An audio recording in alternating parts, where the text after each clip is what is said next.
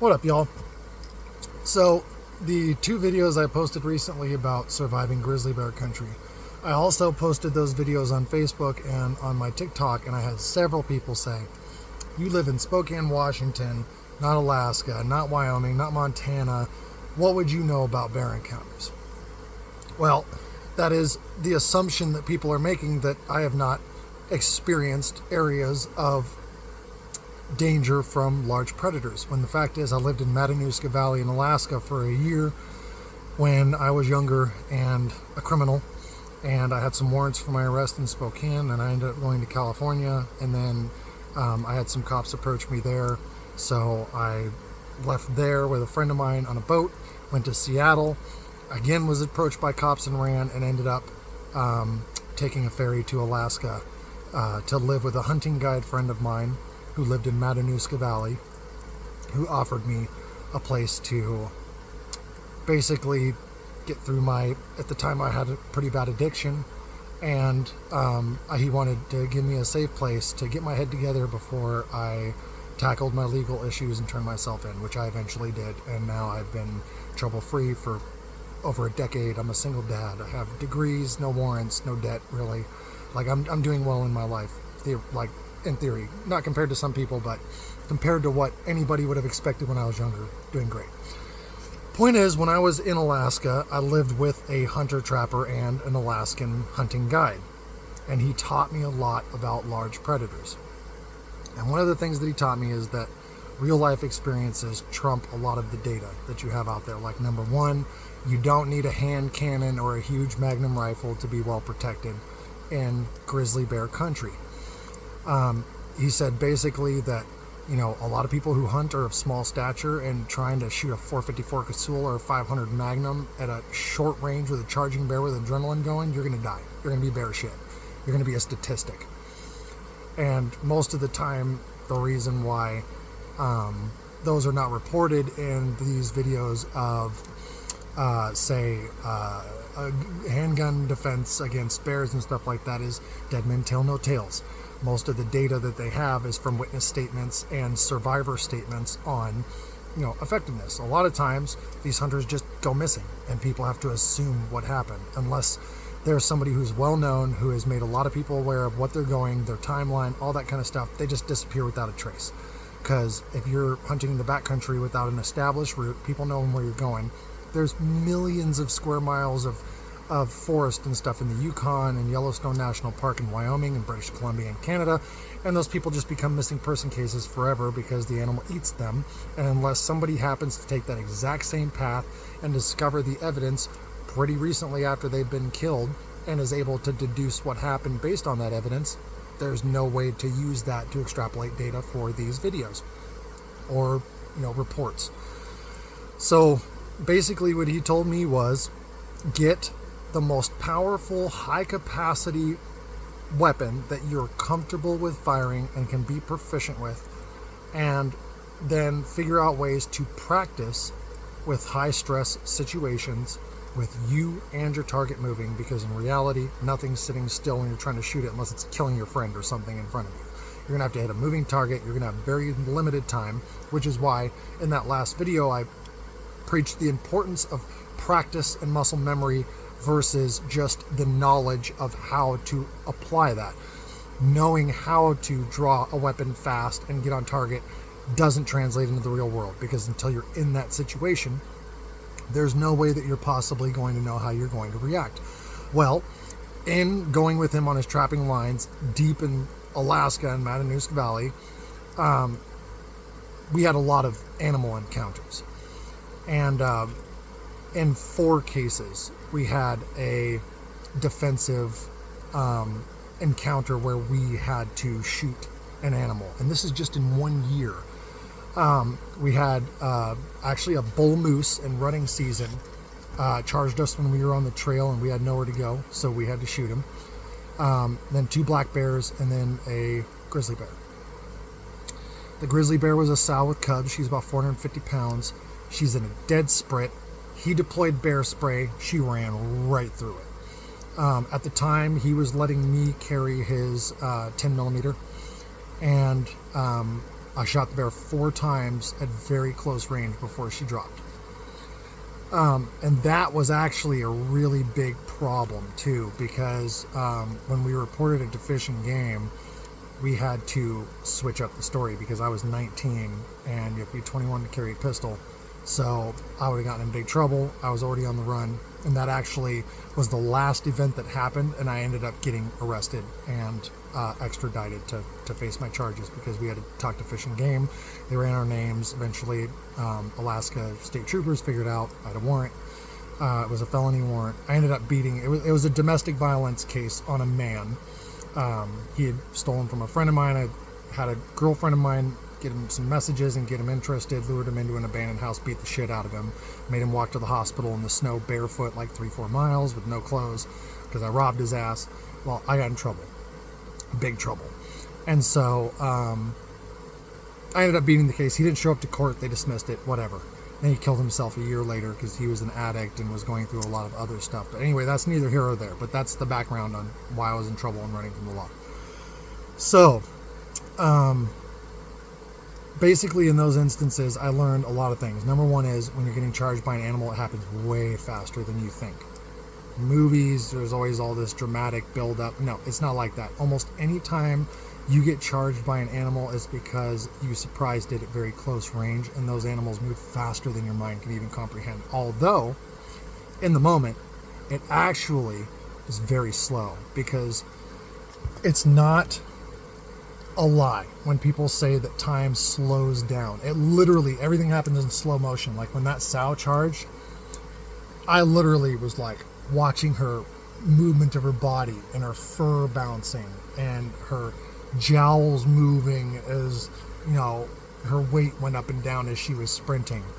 I mean, it was, but I was moving slow at the same time to react. Like it felt like I was moving through molasses. Like everything happens extremely fast, but it seems like it takes forever. The bull moose actually was similar to a video that got really popular.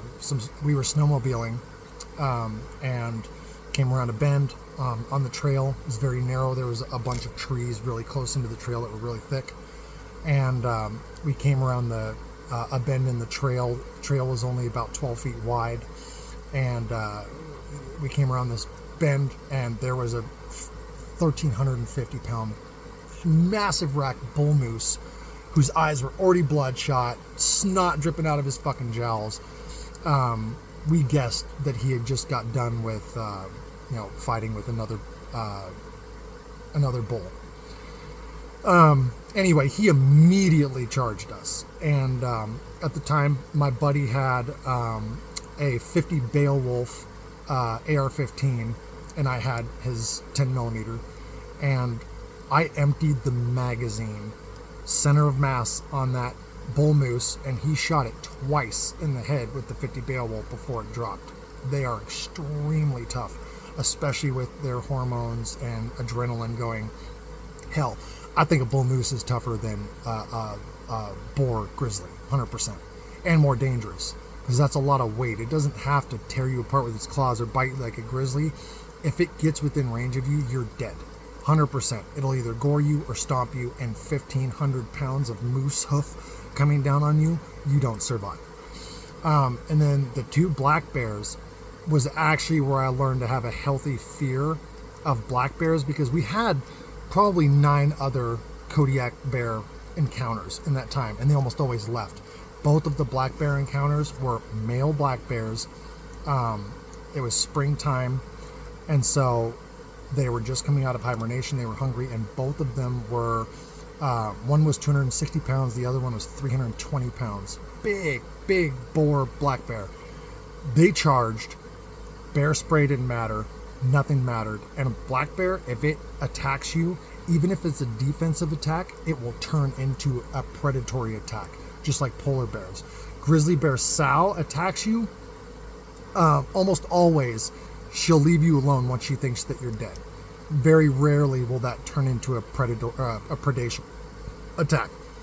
But even a black bear sow protecting her cubs almost always will kill you will not leave you when you play dead, but it will 100% kill you and will eat you afterwards, because even if it starts as defensive, once they kill you, they're like, well, I got meat here, and they'll fucking eat you. A sow will usually try and get her cubs and get away. A boar grizzly, same thing. Unless it's been stalking you and you get ambushed, almost always it is a surprise attack. You've surprised the animal. It is either frightened or perceives you as a threat to its territory or its safety, depending on what you're doing when you come across it. And if it attacks you, almost always it'll try and kill you. But again, you have a good likelihood of survival once it thinks that you're dead, unless it's a starving bear and it's a predatory attack, like it's intending to eat you from the beginning. And black bears, they are not deterred as easily. Like a lot of people think, oh, you fire a warning shot, you hit it with bear spray. Both of those black bear encounters, we were at a far enough distance where my guy Jeremy was able to deploy bear spray, and they fucking didn't flinch, just went right through it.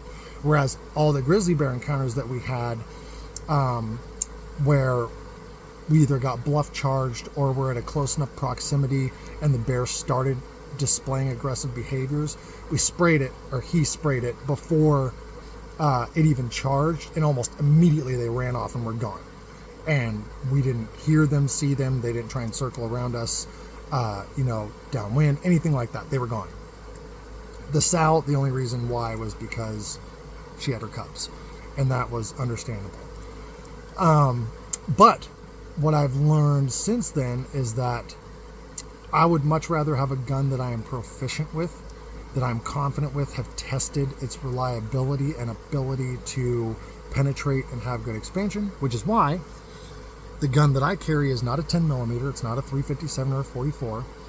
It is a 7.62 by 25mm Tokarev pistol with very, very reliable and hot hand loads that I've loaded. So in my case, one of the things that I realized is that with a big bore revolver, like I had a Ruger Alaskan survival kit with the orange handle 454 Casull 410. I practiced with that thing probably $2,000 worth of fucking ammo, and I could not get to a point where I could get more than 3 shots on target in 10 seconds. My Tokarev, I can put 9 rounds on target in 5.5 seconds at 10 yards, which is generally going to be about the distance where, you, by the time you actually get your gun out, get the safety on, if you're charged at 25 yards or so, which between 25 and 50 yards is the longest distance you're usually going to have. Usually if an animal's further away than that, you can get away without a charge happening, unless the animal's been stalking you and you notice it and it charges you because it realizes it's lost the element of surprise. But with my Tokarev, it's a very flat shooting round. It shoots point of aim at 100 yards. And I realized factory ammo, while pretty hot, even some Cellier and Belot ammo, is about 1,500 for a second with an 85 grain full metal jacket round. Penetrates excellent, but it doesn't carry a lot of energy. So what I did was I started hand loading. This is a Wolf Gold hollow point, right? 85 grain, about 1,450 feet a second, and it is about 469 foot-pounds of muzzle energy. I started hand loading ammo, and I was able to get this round, which is a Hornady 85 grain XTP, up to 1,770 foot per second average. I had a spread of about 40 foot per second with my hand loads. They were some of the first that I did. I was hand measuring powder. My crimps weren't always perfect.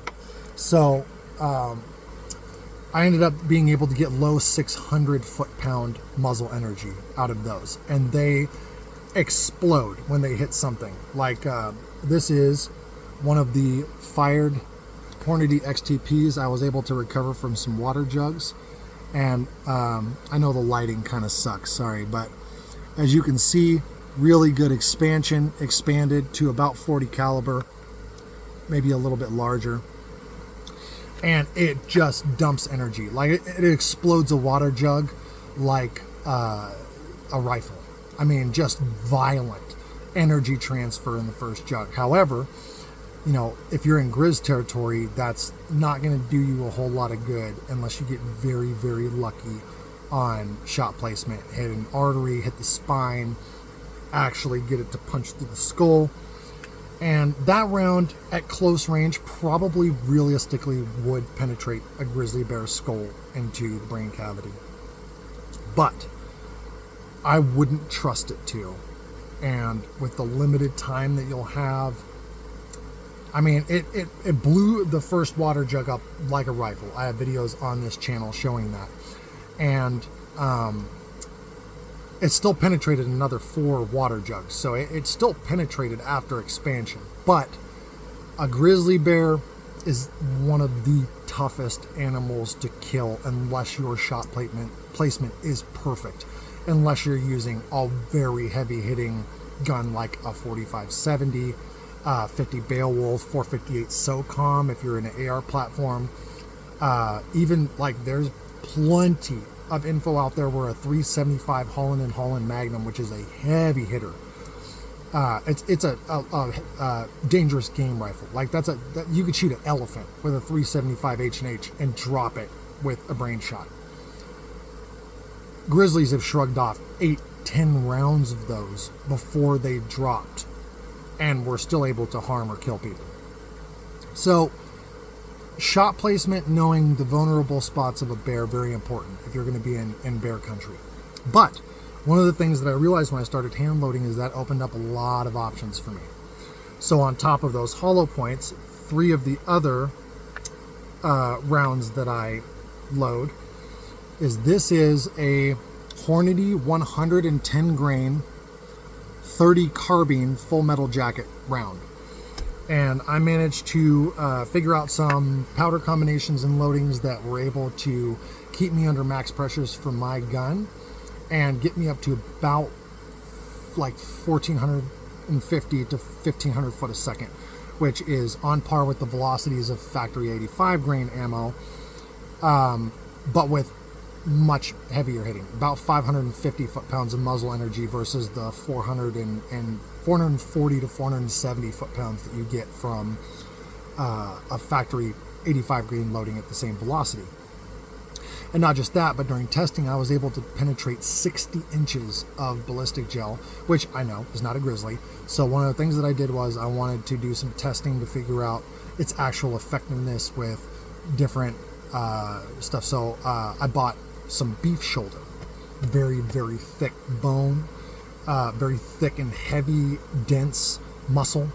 And then actually went and found some fur trappers and people who did taxidermy and stuff like that, and was able to get some fresh black bear pelt sections, right, that had not cured. They were still pretty pliable, and I layered those 2 on top of each other over the beef shoulder to simulate the thicker hide and fur of a grizzly bear, and then tested all of these loads. This 110 grain 30 carbine loading not only penetrated both of the pieces of hide, but it shattered the beef shoulder, like the shoulder bone, and then blew a big ass hole out of the backside. Complete penetration, which showed me it has a great penetration on realistic resistance and density of what you might encounter on grizzly bear anatomy. Thick bone, thick fur, thick muscle. Another loading that I load up is these are Spear Plinker 30 carbine bullets, which are a 100 grain semi-jacketed lead round nose. Now, a lot of people say full metal jacket, hollow point, anything that's lead is like soft lead, you don't want to use on a grizzly because it's going to expand. You're not going to get penetration. You want to use hard cast only. Based on the testing that I did, that's not true. This round also penetrated almost 60 inches of ballistic gel and also blew through that beef shoulder. However, it did lose a lot of its energy after encountering the bone because it did deform. In both cases, I had huge stacks of wet magazines behind the beef shoulder, and I was able to recover both of the rounds and see what they did. The 30 carbine Hornady full metal jacket did deform, but it stayed a lot more intact than the spear plinker. However, the spear plinker, I believe, at the same 1500 foot a second, even though it's 10 grains lighter, did have a lot of energy transfer with that penetration, which is why that's the round that I choose to carry in bear country. Although I'm in Washington State, I don't go to Alaska anymore, so I don't have the necessity to protect against grizzly bear as much. Although I'm sure there are some brown bears in Washington State, especially Colville National Forest, where I do a lot of hiking and camping. But predominantly, the worst predators you're going to encounter are mountain lion and large black bears. So I feel completely comfortable with carrying any of my loadings in those areas. However, I have noticed that my particular gun, my Norinco Type 54-1, this is my Tokarev, it does have once in a blue moon failures to feed with hollow points. I've done all the modifications on it that I can. I've smoothed out the feed ramp, new mag springs, new recoil springs. I keep it very clean. It just does not like hollow points that are not perfectly seated, which is hard to do hand loading. So I carry the 110 grain Hornady full metal jacket and the spear plinkers predominantly in bear country, mountain lion country, although I would be 100% comfortable with carrying that in the Yukon with these rounds, and be confident that unless I got jumped by a bear at feet and it got to me before I was able to get my gun out, I'm probably either going to be able to deter attack or kill the bear before I die. And since I've put 4,400 rounds, I want to say, through this gun, enough to wear a barrel out, a chrome lined barrel.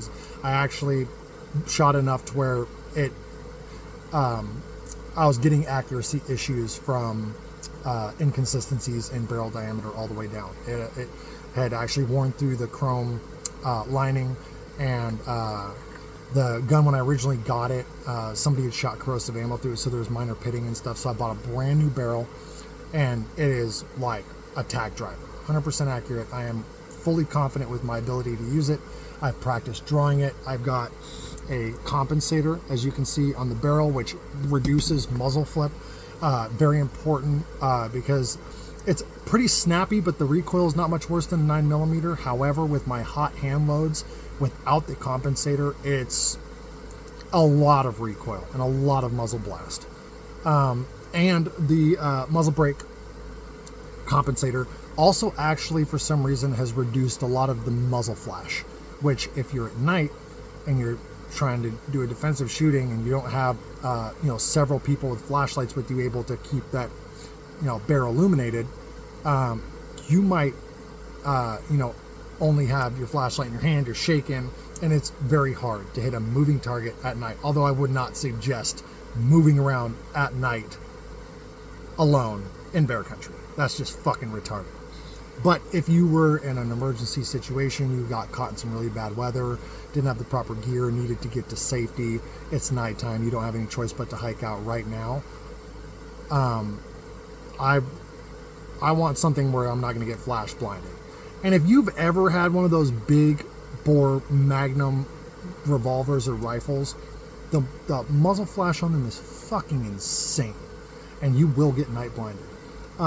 And this gun is actually really famous for its muzzle flash as well. It shoots 6-8 foot fireballs with a lot of factory ammo. In fact, I use 4 different powders for my loadings. I use Hodgkin's CFE pistol powder, which is a little bit faster burning than the Magnum powders that I get my high velocities with, but it does actually have a lot less muzzle flash.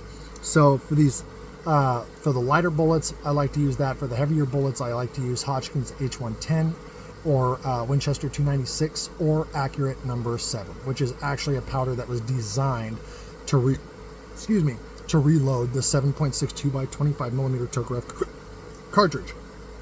Although with my really hot case capacity loads, I'm getting about 79% powder burn, so there is significant muzzle flash, and the compensator helps with that. However, I'm not moving around at night in bear country, so it's kind of a moot point. And if you're in a situation where you're camping and a bear comes through your tent, it's not really going to matter either, because it's at a close enough range where, wherever the bear tears through the tent, you're going to be really fucking aware of where it is, and you can start lighting rounds off. And if anything, that muzzle flash might illuminate the bear and actually, give you a better idea of where it's at. And it could scare the bear off, even if it doesn't kill it, because Tokarev is loud, like 357 Magnum loud.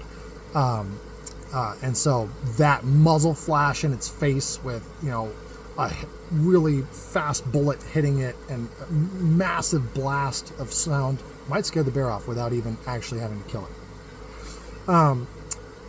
But I find I'm much more comfortable carrying this than a large gun that is very hard to get repeat shots on, that you might flinch from shooting it because it's such a cannon and it's going to hurt to shoot, and it's going to be loud and huge recoil.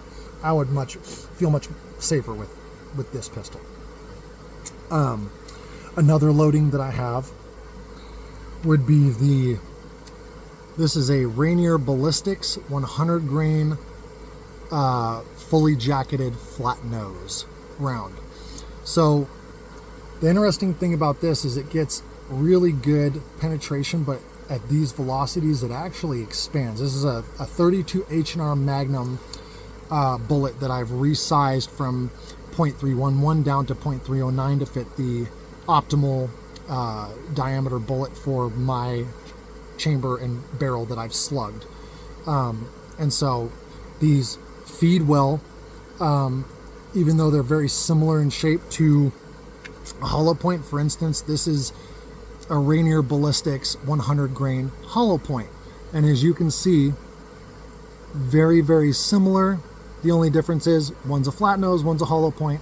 But one of the things that I noticed is that the Rainier Ballistics 100 grain hollow points, these guys have the same kind of not 100% reliability on feeding as the Hornady XTPs.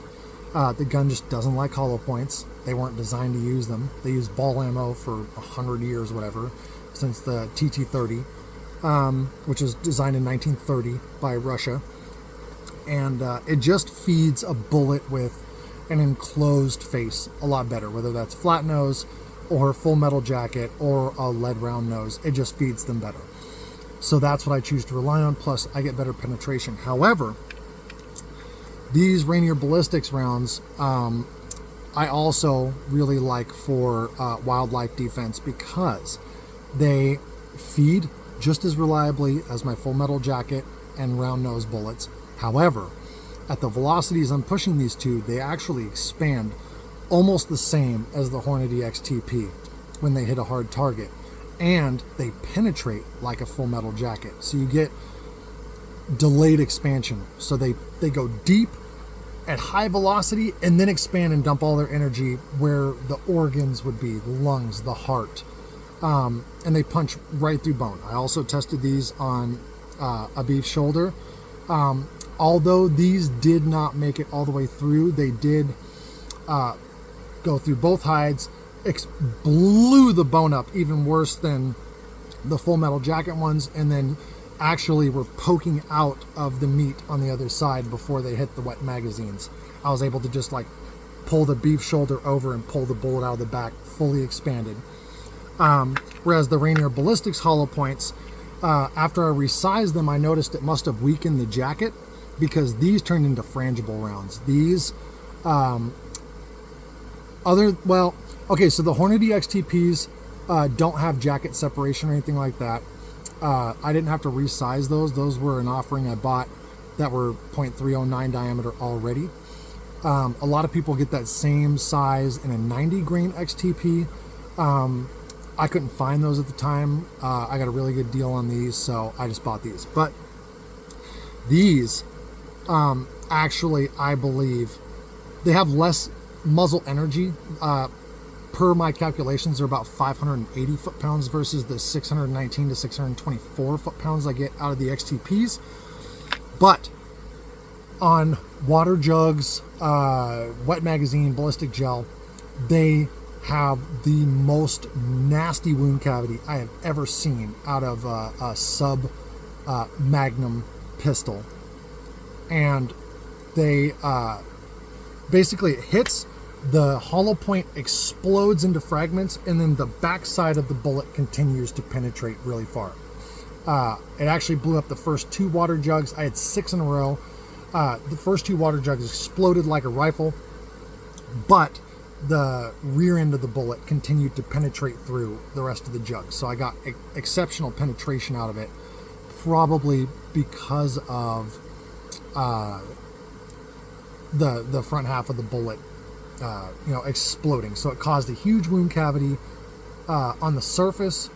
However, it also got decent penetration, although I imagine that the damage that smaller remainder of the bullet would not be as much as a bullet that doesn't necessarily have the same energy transfer in the beginning, but penetrates really far and makes sure that you hit the organs.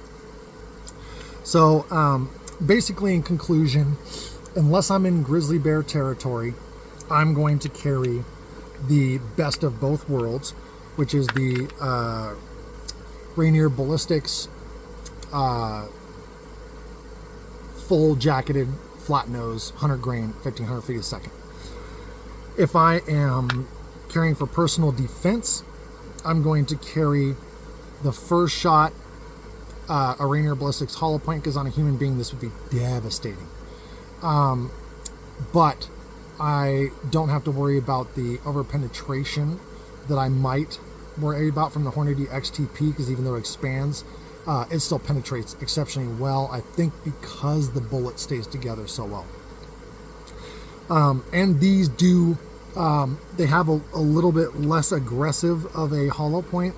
I don't know if you'll be able to see that or not, but see how there's kind of the ridges on this one, which is the Hornady XTP, whereas this one has more of a taper to the tip. It just seems to feed better. So I carry the Rainier Ballistics hollow points for personal defense. First 4 shots are those. Last 4 shots are XTPs, because if a human being is still standing after 4 of those Rainier Ballistics hollow points, I deserve to die and have my gun jam and whatever, because those are extremely devastating rounds, and I would expect a human being would drop instantly when shot pretty much anywhere with one of them because of the damage that they would do. However, when I'm in bear territory, I start with the Rainier Ballistics full jacketed round nose. The gun is 8+1, 9 rounds capacity. So I do 3 of these, and then I do 3 of the Spear Plinker semi-jacketed lead round nose, because these, like the Rainier Ballistics, same velocity, same bullet weight, great penetration and delayed expansion. And they're 100% reliable on feeding. I put 500 rounds of these through my gun without a single failure to feed, a single failure to battery, or failure to eject. And then the final 3 rounds that I carry are going to be the Hornady 30 carbine full metal jacket, because these have the best chance of penetrating to vital organs, but probably the least amount of actual damage.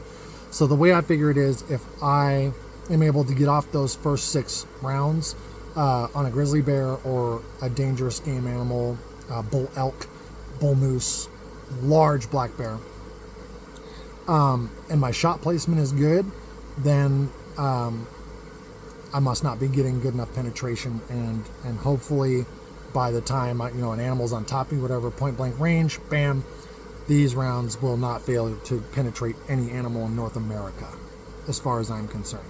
Through my testing, I've determined that I have the confidence to believe that. So if you watch those, this video is getting really long, I'm going to end it here, but if you watch my previous videos and you're wondering what my experience is to be able to give me the ability to give advice or my personal opinion on these subjects. Just know I did live in Alaska in Grizz country for a year.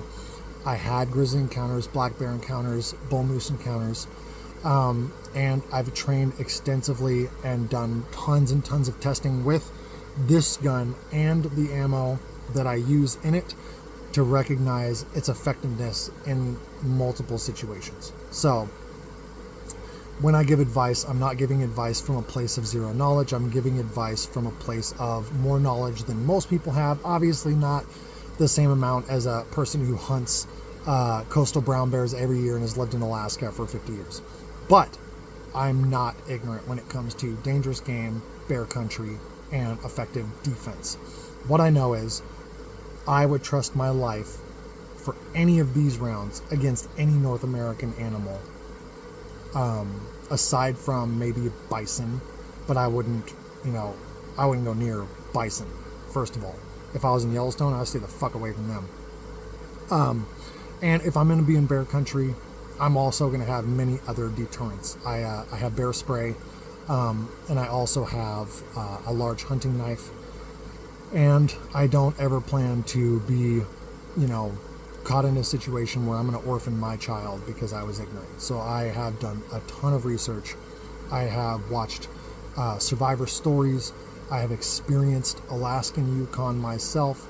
I've been in those situations, and I am fully aware of what it takes to survive because I am still here and I've never been injured. And I was given a lot of information from somebody who does have that 30 years of experience on dangerous game and extremely remote, dangerous territory. So take that for what you will. If you made it to this part of the video, thank you for watching.